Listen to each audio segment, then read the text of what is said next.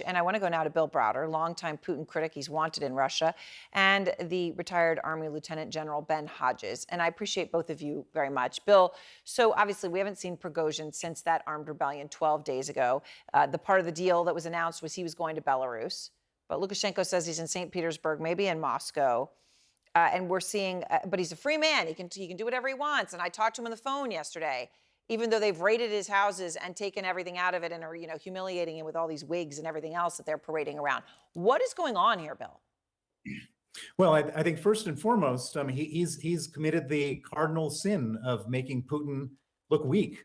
Putin prides himself on being a strongman dictator, and Prigozhin basically just sliced that reputation in half by marching on Rostov. Nobody stood in his way. They were cheering him on, taking selfies with him, going on to Voronezh, and then getting within 2 hours of Moscow.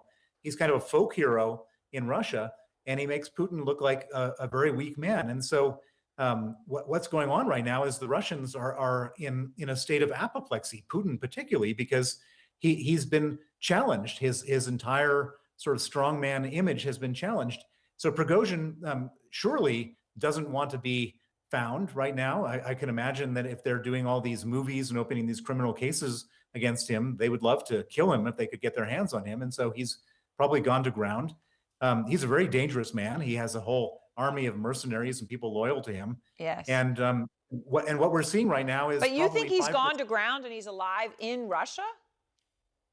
Who knows? I mean, he has so many different ways. We saw the wigs, we saw the passports, we saw the cash. There was a helicopter, in his front yard.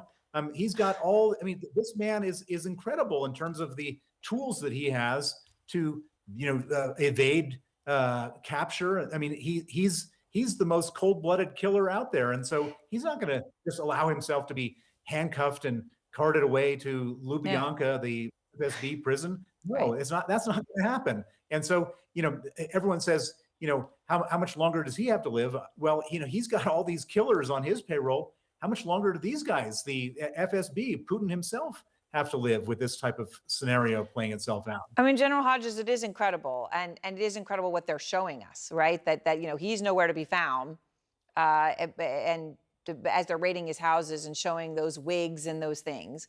What does this say to you from a military perspective?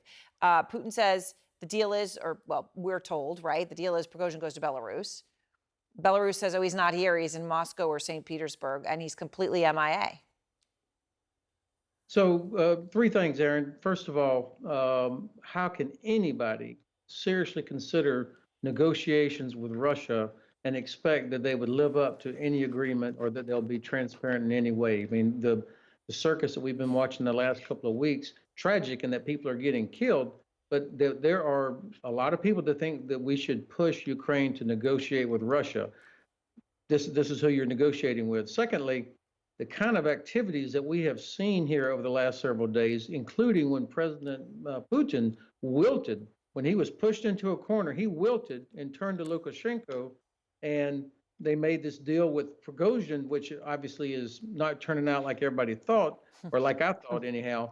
But that's what he did when he was put in a corner. So it did show weakness, exactly as Bill said. But also, finally, this is not what happens in an army that's confident that it's on the path to victory. So this really reflects uncertainty and lack of confidence in the government and in the army.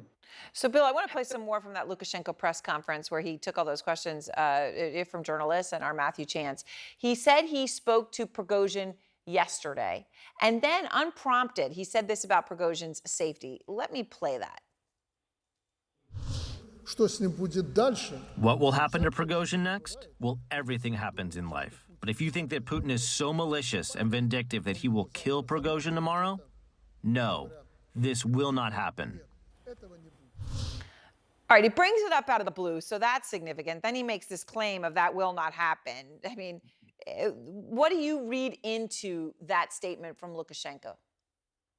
Well, first of all of these guys, Lukashenko, Putin, Prigozhin, you can't believe a word that they say. I mean, they lie through their teeth. They lie openly. So you really can't interpret anything from that. I mean, what I would say is that this guy, Prigozhin, organized an armed rebellion to take out Putin. the normal reaction to that would be for Putin to arrest Prigozhin, bring him to Red Square, set up a guillotine, and chop his head off. The fact that he didn't do that is remarkable. The fact that they let him go somewhere, whether it's Belarus or somewhere else. I mean, just yesterday, they were after when he was doing his raid, his rebellion, they raided his office and they seized $111 million of cash. And then, as I understand it, yesterday they returned the cash. It makes no sense. And so, whatever they're saying, there's so much more to the story that we don't see on the surface. And you alluded to it earlier in the report that he's got 17 different countries, rebellions in Africa, where he's got mercenary operations, which is essentially the entire foreign policy of Russia and Africa that's under his command. And so he may be just too big to pick out. I don't know, but it doesn't make any sense on the surface, and therefore there's a lot of information that we don't know that they obviously use guiding their actions. General Hodges, I want to ask you one thing crucial to the battlefield in addition to all of this, right, which could dramatically change all of it, and that is these cluster munitions. CNN's reporting the U.S. is expected to announce a new military package to Ukraine, which is going to finally include those cluster munitions, right? Highly controversial, banned by 100 countries, not by the United States or Russia, incidentally. They scatter small explosives around the target. So in a civilian area, it can cause unbelievable devastation. Ukraine says they need it to hit clumps of Russian soldiers, and that they've been saying this, since the very beginning. How significant is this if Ukraine gets these cluster munitions, the DPICM? This will be a significant capability for Ukraine when you talk about employing them against Russian trenches. Particularly the Russian trenches, which, as we've all seen, do not have the overhead cover that you would expect from professional soldiers. So this kind of munition will be devastating against the Russians who are sitting in these trenches, which will help, obviously, with the breakthrough that Ukraine is trying to achieve. And they're also devastating against artillery. When the Ukrainians catch Russian artillery in a wood line somewhere, this munition will really cause problems for them. And fortunately, the United States has a couple of million of these rounds. And so it will help make up the deficiency in artillery ammunition. Unfortunately, it doesn't make up the deficiency in not providing the ATACMS. No, it doesn't. But of course, President Zelensky was telling us it would be crucial, anything to close that artillery gap, as you point out, that they just don't have enough. All right. Thank you both so very much. I appreciate it.